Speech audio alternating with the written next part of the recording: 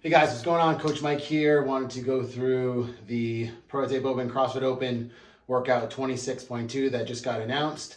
So just real quick, here's the workout. It's 4-time, 80-foot overhead dumbbell walking lunges. That's single arm overhead walking lunges, 80 feet. So that's 20-foot intervals. So 20 feet down, 20 feet back, 20 feet down, 20 feet back. Followed by 20 alternating dumbbell power snatches. So the dumbbell, both heads touching the floor, finishing up overhead, 20 total, so 10 on each side, then 20 pull-ups. Then we repeat the same thing on the overhead walking lunges, back into those 20 alternating dumbbell power snatches, then 20 chest to bar pull-ups, so the bar making contact below the collarbone. Then we move into another round of 80 overhead walking lunges, 20 of those alternating dumbbell power snatches, and then 20 ring muscle ups. In here, bar, it's ring muscle ups. Okay, so that is the prescribed version of this workout. Very, very tough, very, very challenging. The prescribed weight is 50 pounds for men on that dumbbell, 35 pounds for ladies. The Masters RX version of this workout is 35 pounds for men and 20 pounds for women. Now, if we look at the other versions as written, the scaled, so 16 to 54 age group, 35 pounds for men, 20 pounds for women for that dumbbell. Jumping pull-ups, followed by regular pull-ups, followed by chest to bar pull-ups in this order.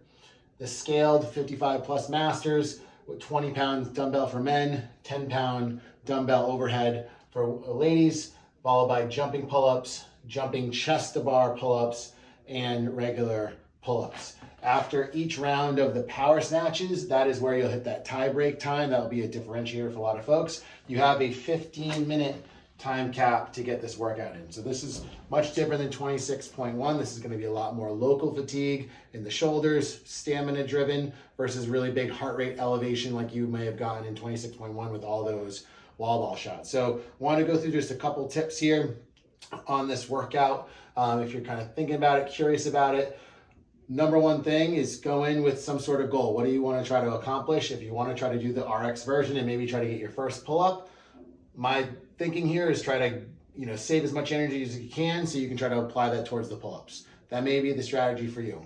If you're looking to get a great workout in, pull-ups may be too challenging for you. Let's take a look at the scaled version, or further than that, we don't need to do the scaled version as written. For the Prototype Open, we can make adjustments and modifications however we deem fit for that, and whatever that you like to do for that version. If I'm looking at this workout from a performance perspective, I want to try to give my shoulders as much rest time as possible. Those 80-foot overhead walking lunges, it may seem kind of daunting, but you're probably doing anywhere from 5 to 7 lunge steps in those 20-foot intervals. My recommendation from the beginning is trying to do those unbroken, putting the dumbbell down, shaking it out, and alternating arms. You don't need to switch arms for those overhead lunges, so you literally could just do the same arm the entire time. You do need to switch arms when you get to those dumbbell power snatches though. When we're doing the lunges and the overheads, we got to make sure that we're locked out overhead, so make sure that's in a good spot. If you have shoulder issues and going overhead is a challenge for you, then we can, again, further into those modifications that don't fit the prescribed scaled or prescribed version of this workout. Goblet lunges could be totally fine. Could be some other variation for the snatches and the pull-ups. Again, you're gonna get a great workout. The idea here, earning points for your team, trying to challenge yourself, but we obviously wanna keep things nice and safe. If we're looking at this from the perspective of trying to get closer down the board here, so some folks may be trying to get their first ring muscle up, or maybe their first chest to bar pull-ups. Kind of the same approach that I mentioned before. Try to save and conserve your energy and pace yourself. You don't want to go out the gate as fast as possible and get overly fatigued. So you want to take smaller chunks, smaller sets on those pull-ups, maybe even smaller sets and chunks on those alternating dumbbell power snatches. Just think, if we want to save the shoulders, we want to limit the time that dumbbell stays in that overhead position.